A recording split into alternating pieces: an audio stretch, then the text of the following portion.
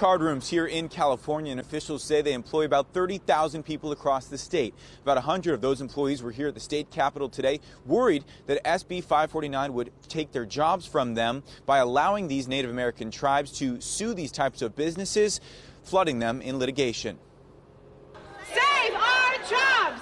Save our jobs! Cardroom employees like dealers and floor supervisors hit the state capitol Tuesday to call on lawmakers to reject Senate Bill 549, which aims to allow Native American tribes to sue card rooms, which offer certain games called banking games. It clearly opens up tribes to suing card rooms over these games and tangling us up with frivolous litigation. The courts, as you know, are already clogged. It's going to make that only worse. Litigation, as you also know, is expensive, and so card rooms are going to suffer that challenge. And the people that are ultimately going to suffer are the employees of the card rooms, their families, and the communities that rely on us. We're not fine with 549! SB 549 revolves around these so-called banking games, and in these games, instead of all the players competing against each other, there's one player, the banker, who competes against each of the players individually.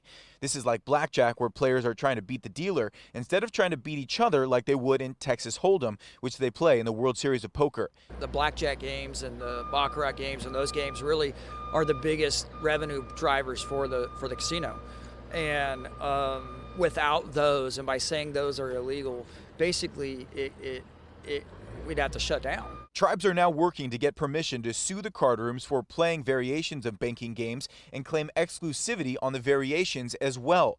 SB 549 would allow them to do that, but those who oppose the bill say this would drown card rooms in lawsuits and effectively bankrupt them, resulting in a loss of thousands of jobs and hundreds of millions in tax dollars made from gamblers at these card rooms. It's a vibrant industry, $5.6 billion of economic impact, 30,000 jobs across the state, $500 million of tax revenue, all of which would be jeopardized by this ill-advised piece of legislation.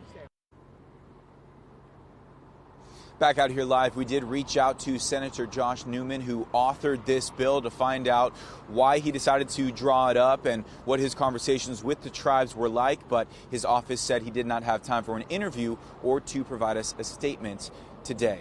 Live in front of the Capitol, covering local news that matters, I'm Zach Boeto, Fox 40 News.